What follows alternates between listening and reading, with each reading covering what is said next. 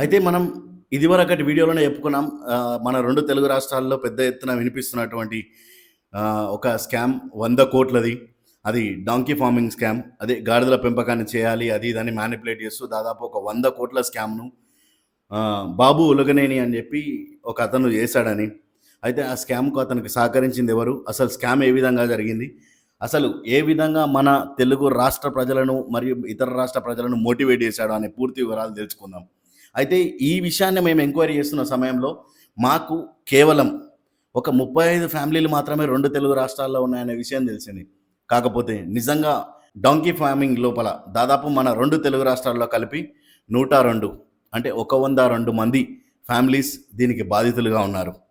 అయితే అసలు ఏ విధంగా ఈ స్కామ్ జరిగింది? ఏం చేశాడు ఈ బాబు అనే విషయాన్ని తెలుసుకుందాం.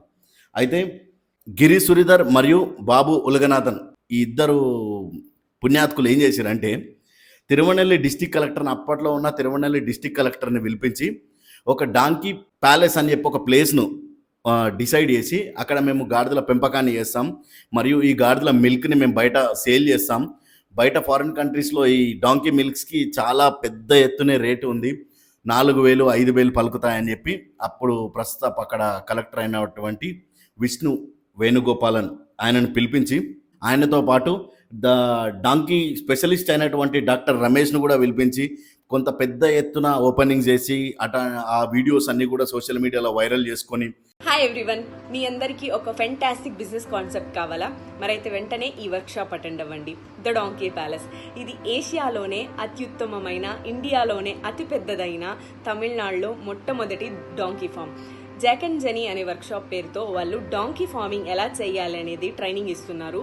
అది ఇక్కడ మన ముకుదల్ తిరువనవేలి తమిళనాడులో చేస్తున్నారు. From July 14 to July 17 donkey మిల్క్ని సేల్ చేసి నెలకి 10 లక్షల వరకు సంపాదించవచ్చు. మరి ఎందుకు ఆలస్యం? మీరైతే వెంటనే వెళ్ళి రిజిస్ట్రేషన్ చేసుకోండి. సో మీకు కావాల్సిన డీటెయిల్స్ అన్ని నేను బిలో మెన్షన్ చేస్తాను. So hurry up. Thank you so much. Latha Chowdary. Donkey place అని చాలా పెద్ద ఎత్తున మేము లాభాలు పొందుతున్నాం, లక్షల్లో కోట్లలో నేను లాభాలు సంపాదిస్తున్నా అంటూ ఫేస్బుక్లో, యూట్యూబ్లో, కొన్ని యూట్యూబ్ ఛానల్స్లో కూడా తను ఇంటర్వ్యూలు ఇస్తూ అడ్వర్టైజ్మెంట్ చేసుకొని పెద్ద ఎత్తున స్కామ్ చేద్దామని ప్రిపేర్ అయ్యే దీనికి అతను పాల్పడ్డాడు. Hey guys, are you looking for a fantastic business concept? Attend this workshop, The Donkey Palace. It's Asia's finest, India's largest, Tamil Nadu's first donkey farm. They are conducting a donkey farming training workshop called Jack and Jenny. Donkey milk can be indeed sold for up to 10 lakhs per month. Franchise opportunities also available. It's happening from July 14 to July 17 at Mukadal, Tirunelveli, Tamil Nadu. I'll be giving all the details in the description below. Please check it out. Go register right now. Thank you so much. It's Lata Chaudhary. Hi everyone. మీ అందరికీ ఒక మంచి business concept కావాలా? మరైతే వెంటనే ఈ workshop attend అవ్వండి. The donkey palace. It's Asia's finest, India's largest, Tamil Nadu's first donkey farm. Jack and Jenny అనే వర్క్షాప్ పేరుతో డాంకీ ఫార్మింగ్ ఎలా చేయాలి అన్నది ట్రైనింగ్ ఇస్తున్నారు. డాంకీ మిల్క్ ని సేల్ చేసి మంత్లీ 10 lakhs వరకు అర్న్ చేసుకోవచ్చు అంట. అండ్ ఆల్సో ఫ్రాంచైజెస్ కూడా ఇస్తున్నారు. అది ఈ నెల జూలై 14 నుండి జూలై 17 వరకు ముకుదల్, తిరునెల్వెల్లి, తమిళనాడులో జరగబోతుంది. So if you are interested, నేను మీకు కావాల్సిన డీటెయిల్స్ అన్ని నేను డిస్క్రిప్షన్ లో మెన్షన్ చేస్తాను. Please go register right now and thank you so much. It's Latha Chowdary. అయితే ఆ తర్వాత ఈ స్కామ్ అనేది స్టార్ట్ చేసిన తర్వాత మొట్టమొదటిగా ఇతను ఫస్ట్ టైం గా వాళ్ళ దగ్గర నుంచి, మన విక్టిమ్స్ దగ్గర నుంచి డబ్బులు తీసుకోవడం ఎప్పుడు ప్రారంభించాడంటే, నేను ఈ డాంకీ ఫార్మింగ్లో లక్షలు కోట్లు సంపాదిస్తున్నాను, మీరు కూడా నాలాగా సంపాదించాలని అనుకుంటే ఖచ్చితంగా ఈ డాంకీ ఫార్మింగ్ ఊరికనే చేస్తే రాదు, మీరు దానికోసం ట్రైనింగ్ తీసుకోవాలి అని చెప్పి కొంతమేరకు వాళ్ళని మ్యానిపులేట్ చేసి ఈ డాంకీ స్పెషలిస్ట్ అయినటువంటి డాక్టర్ రమేష్ని మీకు ట్రైనింగ్ ఇస్తాడని పెట్టి ఒక్కొక్క క్యాండిడేట్ దగ్గర, ఒక్కొక్క విక్టిమ్ దగ్గర 50,000 రూపాయలు కేవలం ట్రైనింగ్ అనే ఒక పేరుతో వసూలు చేశాడు. ఆ తర్వాత వీళ్ళు ఇంకొకటి విక్టిమ్స్ కూడా ఏ విధంగా అట్రాక్ట్ అయ్యారంటే, కౌ మిల్క్ అనేది 50-60 రూపీస్ డాంకీ ఉంది. అయితే ఈ డాంకీ మిల్క్ అనేది 1,600 నుంచి 4,000 రూపాయలు పోతుంది. కాబట్టి మనకు పెద్ద ఎత్తున లాభాలు వచ్చి కోట్లలో లక్షల్లో సంపాదించవచ్చు అనే ఒక ఆశ, ఏదో చేయాలి, ఎదగాలి అనే ఒక ఆశయం వీళ్ళను ఆ డాంకీ ప్యాలెస్ వైపు నడిపించింది. అయితే వీళ్ళు వెళ్ళిన తర్వాత 50,000 తీసుకున్నారు, ట్రైనింగ్ కూడా తీసుకున్నారు. ఇవన్నీ జరిగిన తర్వాత అయితే ఆయన ఒక కండిషన్ కూడా పెట్టాడు అక్కడ, నేను ఆల్రెడీ యూరోప్ కంట్రీస్కి, యూకేలకి, వీటన్నిటికి కూడా నేను మిల్క్ అనేది సేల్ చేస్తున్నాను. ఈ మిల్క్ ద్వారా కాస్మెటిక్స్ అవన్నీ తయారవుతూ ఉంటాయి కాబట్టి, సో మీరు నా దగ్గర ఫార్మింగ్ తీసుకోవాలి అనంటే నేను ఫ్రాంచైజ్ ఇస్తాను. మీ మిల్క్ నేను కొనాలంటే. నేనిచ్చిన ఫ్రాంచైజ్‌లో తీసుకున్న వాళ్ళ దగ్గర నుంచి మాత్రమే నేను మిల్క్ కొంటాను. సో మీరు ఎవరెవరైతే ఫ్రాంచైజ్ తీసుకోవాలనుకుంటున్నారో వాళ్ళు 5,00,000 రూపీస్ నా దగ్గర డిపాజిట్ పెట్టాలి అని చెప్పి సెకండ్ కండిషన్. అయితే దీనికి కూడా కొంతమంది అగ్రీ అయ్యి, సరే లైఫ్ ఎట్లాగో రిస్క్‌లో ఉంది. ఏదో ఒకటి సాధించాలి అని చెప్పి యువత చాలామంది ముందుకొచ్చి రిస్క్ చేశారు. అయితే 5,00,000 రూపాయలు డిపాజిట్ పెట్టిన తర్వాత ఒక కొత్త కండిషన్ మళ్ళీ ముందుకొచ్చింది. ఏంటి అనంటే, ఒకవేళ మీరు బయట నుంచి డాంకీస్ కొనుక్కొంచుకుంటే ఇది ఆ మిల్క్‌ని నేను తీసుకోలేను. ద స్పెసిఫిక్ డాంకీ బ్రీడ్ మాత్రమే ఉండాలి. అందుకని నా దగ్గరనే మీరు డాంకీస్ కొనాలి. ముందుకు తీసుకొచ్చి ఇలా 20,000కి 30,000కి కొనుక్కొచ్చిన డాంకీస్‌ని వీళ్ళకి ఒక్కొక్క డాంకీని 80,000 నుంచి రూ. 1,00,000 వరకు వీళ్ళకి సేల్ చేశాడు. అది that is the second type of scam అని చెప్పుకోవచ్చు. అయితే ఇవన్నీ జరిగిన తర్వాత డాంకీస్‌ని అమ్మేశాడు.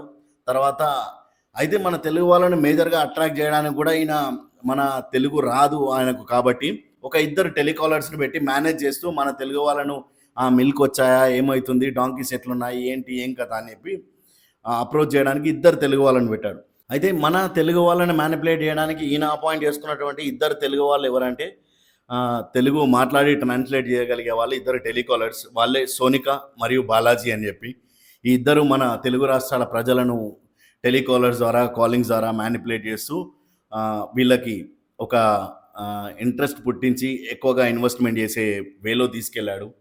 అయితే ఇంకొకటి ఏంటంటే, ఈ ఫ్రాంచైజ్ కోసం 5,00,000 డిపాజిట్ చేసిన తర్వాత వీళ్ళంతా ఫ్రాంచైజ్ స్టార్ట్ చేసుకొని కొంతమందికి ఏం జరిగిందంటే, స్టార్టింగ్లో అంతమంది నమ్మడానికి the particular one of the reason ఏంటంటే, స్టార్టింగ్లో ఎవరెవరైతే డిపాజిట్ పెట్టారో వీళ్ళ డిపాజిట్ అమౌంట్స్తోనే మిగతా వాళ్ళకి, అయితే ఎవరైతే the second person, third persons వచ్చి డిపాజిట్ పెడుతున్నారో ఆ థర్డ్ పర్సన్ పేమెంట్లో నుంచి కొంత పేమెంట్ని ఫస్ట్ పర్సన్ ఎవరైతే ఫ్రాంచైజ్ స్టార్ట్ చేసుకున్నాడో అతనికి కొంత పేమెంట్ ఇవ్వడం మొదలుపెట్టాడు.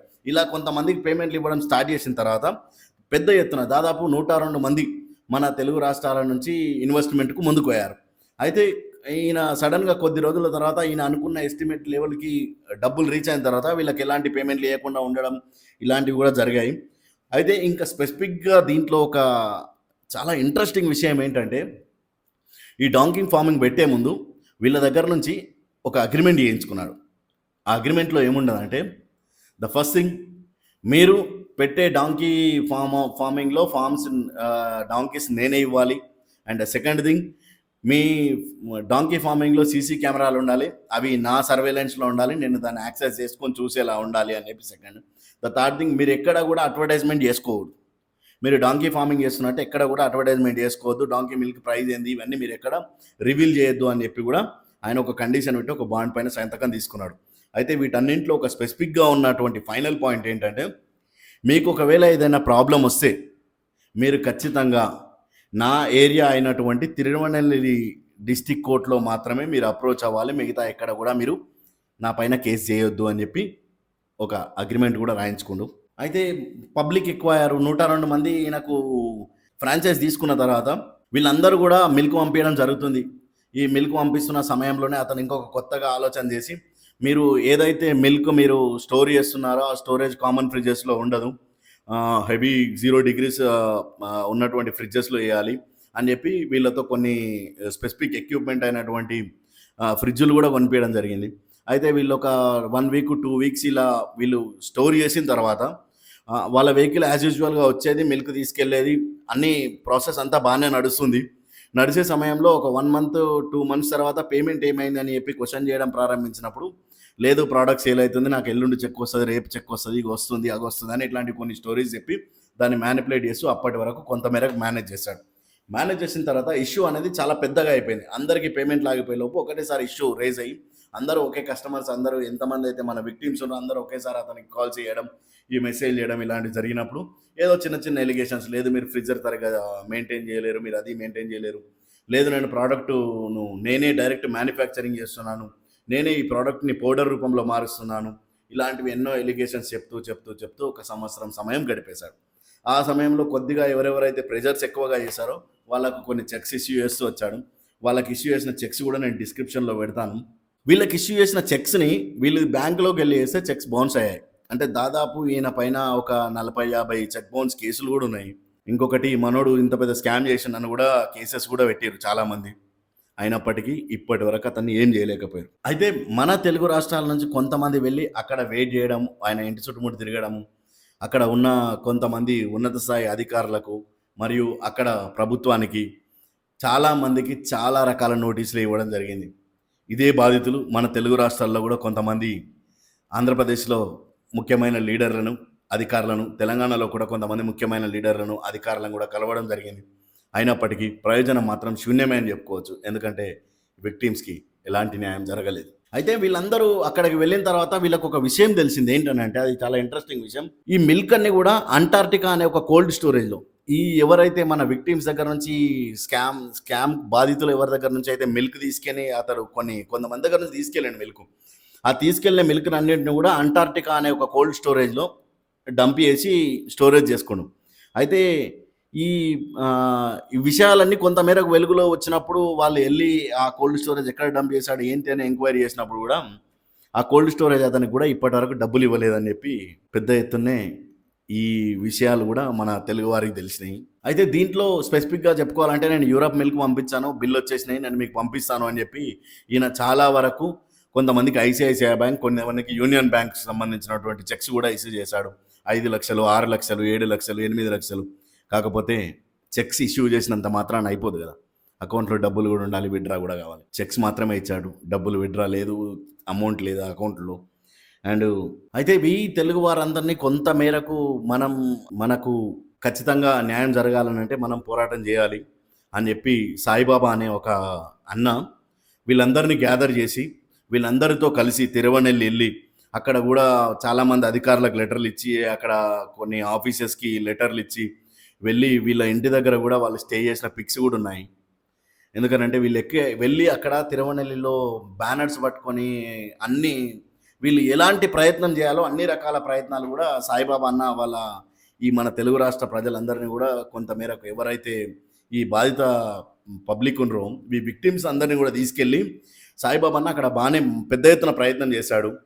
అయితే అయినప్పటికీ కూడా ప్రయత్నం ఇప్పటివరకు శూన్యమే అని చెప్పుకోవచ్చు. అయితే వీళ్లకు నిజంగా న్యాయం జరగాలి అని అంటే అక్కడ అగ్రిగోల్డ్ బాధితులకు ఎలాంటి న్యాయం అయితే ప్రభుత్వం చేసిందో వీళ్ళకు కూడా అలాంటి న్యాయమే ప్రభుత్వం ఒక్క అడుగు ముందుకేసి చేస్తే చాలా బాగుంటుందని కూడా నాకు అనిపించింది. మరియు ఇంకొక విషయం ఏంటంటే ఈ అన్ని విషయాలను కూడా మెయిన్ స్ట్రీమ్ మీడియా అనేది కొంత మేరకు చూపించి దీన్ని ఎక్స్పోజ్ చేసి this is a big scam ఇది. ఎందుకనంటే 100 కోట్లు అనేది పెద్ద బిగ్ స్కామా అని చెప్పి క్వశ్చన్ రావచ్చు. కాకపోతే ఆ 100 కోట్ల బాధితులు ఎవరైతున్నారో వాళ్ళకు మాత్రం ఇది వాళ్ళ జీవిత లక్ష్యము, వాళ్ళ జీవితాన్ని మొత్తం దారాపోసిరు. అలా ఎవరైతే ఈ 100 కోట్లకు స్కామ్కు బాధితులు విక్టిమ్స్ ఉన్నారో వాళ్ళు మాత్రమే, వాళ్ళకి 100 కోట్లు అనేది వాళ్ళకి పెద్ద మ్యాటరే. అంటే ఒక్కొక్కరికి ₹1 విషయం అనుకున్నా కూడా చాలా పెద్ద మ్యాటర్. వాళ్ళకి ఒక మిడిల్ క్లాస్ ఫ్యామిలీ నుంచి అన్నీ సాధించాలని బయట అప్పులు చేసి మరీ ఇక్కడికి వచ్చి ఏదో సాధించి మేము ఎక్కడికో వెళ్ళిపోతామని చెప్పి రిస్క్ చేసి లైఫ్ని రిస్క్లో పెడితే అక్కడ కూడా స్కామ్ జరిగి వాళ్ళతోటి వీళ్ళకి మాత్రం ఆ అమౌంట్ చాలా పెద్దదే. కాబట్టి మెయిన్ స్ట్రీమ్ మీడియా కూడా దీనిపైన కొంతమేరకు ఫోకస్ చేసి కొన్ని ఆర్టికల్స్ని కొన్ని రిప్రజెంట్ చేసి ప్రభుత్వాన్ని దృష్టికి తీసుకెళ్ళి ఖచ్చితంగా న్యాయం చేస్తారని మెయిన్ స్ట్రీమ్ మీడియాను కూడా నేను కోరుతున్నాను. అండ్ వన్ మోర్ థింగ్, ఈ బాబు ఉలగనాథన్ మరియు ఈ గిరి సూరిధర్ వీళ్ళు మామూలు స్కామర్స్ కాదు. ఎందుకనంటే వీళ్ళు అప్పట్లో ఉన్న అక్కడ డిస్ట్రిక్ట్ కలెక్టర్ని పిలిపించి ఓపెనింగ్ చేసి ఇవన్నీ చేసేసరికి ఈ విక్టిమ్స్ కూడా ఎవరైతే ఉన్నారో బ్లైండ్గా బిలీవ్ చేశారు. ఒక జిల్లా కలెక్టరే దీనికి అడ్వర్టైజ్మెంట్ చేస్తూ ఓపెనింగ్ చేస్తూ చాలా బాగుంటుంది, లక్షల కోట్లు సంపాదించవచ్చు అని చెప్పి చాలామంది ఈ కలెక్టర్ గారు ఓపెనింగ్ చేసినందువల్లనే ఎక్కువ మంది నమ్మి మోసపోయారు నిజంగా చెప్పాలంటే. ఎందుకనంటే ఒక కలెక్టరే ఓపెనింగ్ చేస్తే నువ్వైనా నేనైనా ఎవరైనా సరే ఈజీగా నమ్ముతాం. ఇలా కలెక్టర్ ఓపెనింగ్ చేయడం వల్లనే చాలామంది నమ్మి దీనికి మోసపోయారని నాకైతే అనిపిస్తుంది. కాబట్టి అప్పటి కలెక్టర్ ఓపెనింగ్ చేసిన విష్ణు వేణుగోపాలన్ సార్ ఎక్కడున్నా కూడా ఆయన ఈ విషయాన్ని దృష్టి సాధించి నాతో ఓపెనింగ్ చేసి ఇంత పెద్ద స్కామ్కు పాల్పడతావారా బడవా అని చెప్పి ఆయన కొంత మేరకు వీళ్ళకి న్యాయం చేసి కూడా చాలా బాగుంటుందని నేను అనుకుంటున్నాను. మన 2 తెలుగు రాష్ట్రాల్లో ఉన్న 102 ఫ్యామిలీలకు కూడా మన తెలంగాణ రాష్ట్ర ప్రభుత్వం, అటు ఆంధ్రప్రదేశ్ రాష్ట్ర ప్రభుత్వం వీళ్ళకి జరిగిన స్కామ్ను గుర్తించి కొంత మేరకు వీళ్ళు సపోర్ట్ చేస్తే అగ్రిగోల్డ్ బాధితులకు ఏదైతే న్యాయం జరిగిందో వీళ్ళకు కూడా అదే న్యాయం జరుగుతుందని నేను ఆశిస్తున్నాను. స్టాలిన్ సార్ని కూడా రిక్వెస్ట్ చేయదలుచుకున్నాను. స్టాలిన్ సార్ వణకం. தெலுங்கு ஃபாரம்ஸ் கிட்ட இருந்து எங்களுக்கு உங்களோட உதவி வேண்டும். டாங்கி பேலஸ்னாலே இங்க எல்லோரும் மோச போயிட்டோம். எங்களுக்கு ரொம்ப அநியாயம் நடந்திருக்கீங்க. தயவு செஞ்சு சப்போர்ட் பண்ணுங்க சார். டாங்கி பேலஸ் டீம் அப்புறமா பாபு கிரி ரொம்ப போய் சொல்றாரு. இங்க எல்லாரையும் பிளாக்மெயில் பண்றாங்க. இவங்களை எப்படி நம்புறது தெரியல. லாஸ்ட் 1.5 year இருந்து நிறைய ஃபால்ஸ் ஸ்டேட்மெண்ட் கொடுத்துருக்காங்க. ఈ వీక్ నెక్స్ట్ మంత్ ఇమ్మీకు నాలుగు சொல்லிட்டு இருக்காங்க. ஃபேக் செக்ஸ் கொடுத்து இங்க எல்லாரையும் மோசம் பண்ணிட்டாங்க. அவங்கள அரெஸ்ட் பண்ணி விசாரிச்சு பண்ணி எங்களுக்கு நியாயம் வேண்டும். U Babu proprietor, Giri Sundar marketing, Sonika Reddy Tirupati marketing, Balaji marketing, Ramesh Kumar from Gujarat doctor, ఇవరికెల్లారికూ నమ్మక న్యాయ పన్నిటే సార్. Thank you. అయితే ఈ పోరాటాన్ని ఖచ్చితంగా వాళ్ళు ఆపే ప్రసక్తే లేదని కూడా చెప్పారు, న్యాయం జరిగేంత వరకు. ప్లీజ్ దయచేసి ప్రభుత్వం వీటిని దృష్టిలో తీసుకొని, అధికారులు వీటిని దృష్టిలో తీసుకొని ఈ బాబు ఉలగనాథన్ మరియు గిరి సుందర్ని కొంత మేరకు మీరు అదుపులో తీసుకుంటారా, ఏం చేస్తారా ఏంటి అన్నది మీ చాయిస్. బట్ ఈ బాధితులకు న్యాయం జరగాలని నేను కోరుకుంటున్నాను. ఇలాంటి మరిన్ని ఎన్నో ఇంట్రెస్టింగ్ విషయాల కోసం please stay tune yours truly Sai Reddy. ఇప్పటివరకు ఎవరైనా సబ్స్క్రైబ్ చేసుకున్నట్టయితే సబ్స్క్రైబ్ చేసుకోండి, లైక్ చేయండి, షేర్ చేయండి. మరియు నా నెక్స్ట్ వీడియో వచ్చేసి దాదాపు 365 ఎకరాల భూమి, ఒక రోజుకు 1 ఎకరా చొప్పున ఉన్నటువంటి ఒక దేవాలయానికి కనీస ధూపదీప నైవేద్యాలు లేవు. అన్య మతస్థులు దాన్ని ఆక్రమించారు ఆ భూమిని. దీనిపైన ఒక స్పెషల్ స్టోరీ నెక్స్ట్ రాబోతుంది. Please stay tune on yours truly Sai Reddy.